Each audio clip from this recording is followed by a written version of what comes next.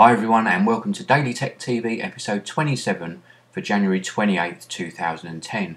Now quick apologies, I didn't put out an Apple special yesterday because I was concentrating on covering the actual Apple event as it happened.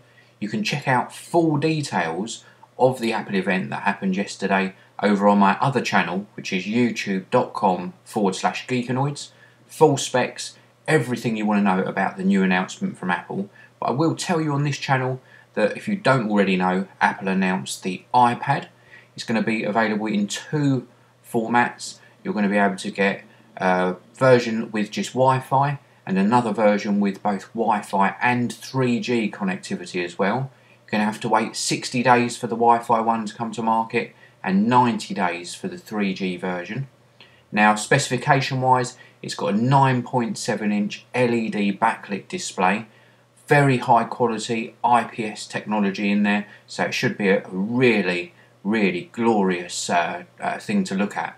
The user interface, much like the iPhone, just tapping on icons to launch various applications, but these applications include full support for all of the iPhone apps and iPod Touch apps that are already out there. They will scale up to fit the screen, or you can run them in 1:1 pixel mode in the middle of the screen.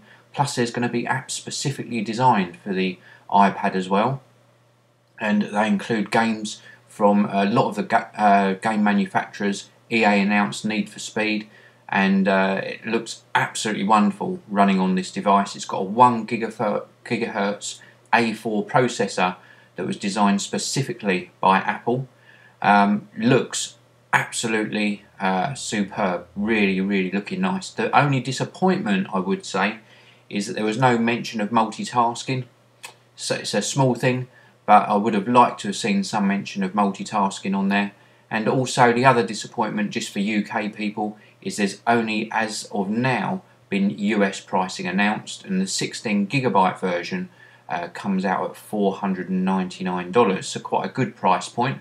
That would probably equate to something like £399 in the UK. So that's all the details I'm going to give you here, other than it looks like a fantastic device, and I just urge you to go over to my other channel at Geekanoids to check out the full details. I'll also be posting another video on the Geekanoids channel later on with my overall impressions of the iPad and how it could be used. Now next up, the first news to land in my inbox regarding third-party accessories for the iPad was from Griffin Technology. Now, you have to excuse me looking down, I've got some notes to follow, but they announced the Elan Passport, which is like a flip-out cover. They announced the Elan Sleeve, which is like a slip-in pouch. They announced a Flex Grip, which is like a silicone-backed cover. They announced the Jumper, which is another sleeve. They also announced a Screen Care Kit, which is a matte clear film cover to go across the front screen of the iPad. That looks absolutely fantastic.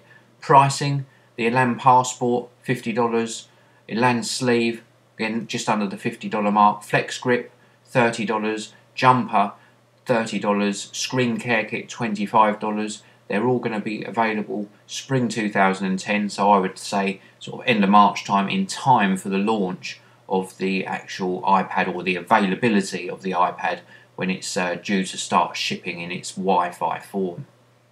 Well, thanks very much for listening. Come back tomorrow for another episode of Daily Tech TV.